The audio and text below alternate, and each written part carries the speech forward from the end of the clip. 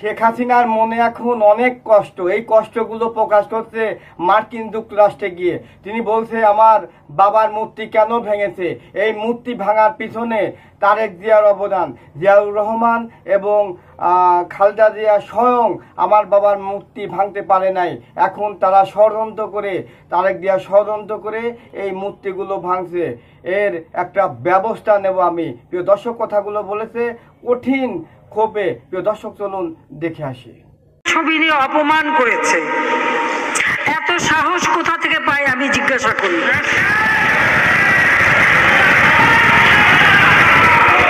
আমি জানি না আমাদের হাই কমিশনার এখন কারা বসেছিল এবং তারা সেখানে কিছুই করতে পারলো না কেন, সেটাও বড় প্রশ্ন।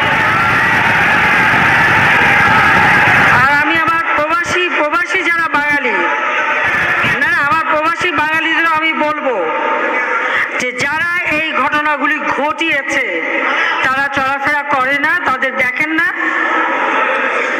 যে হাত দিয়ে জাতির পিতার ওই ছবি নিয়ে তারা ভেঙেছে, তাদের যা উপযুক্ত করা উচিত সেটা করতে হবে।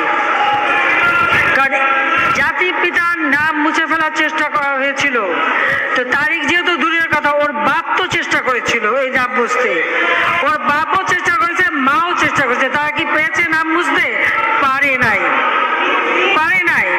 ইতিহাস কখনো কেউ চাপা দিতে পারে না।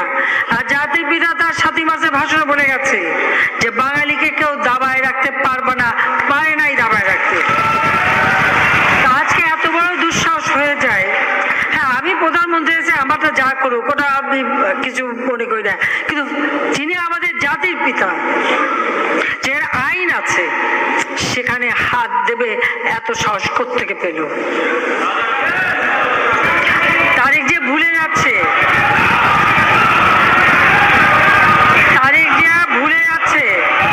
যে তার মা দুর্নীতি করে জেলে গেছে।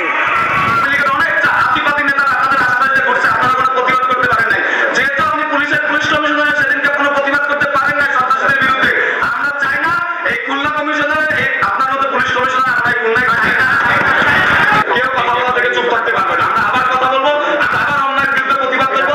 যদি কোনো রাজনৈতিক দল এরকম করে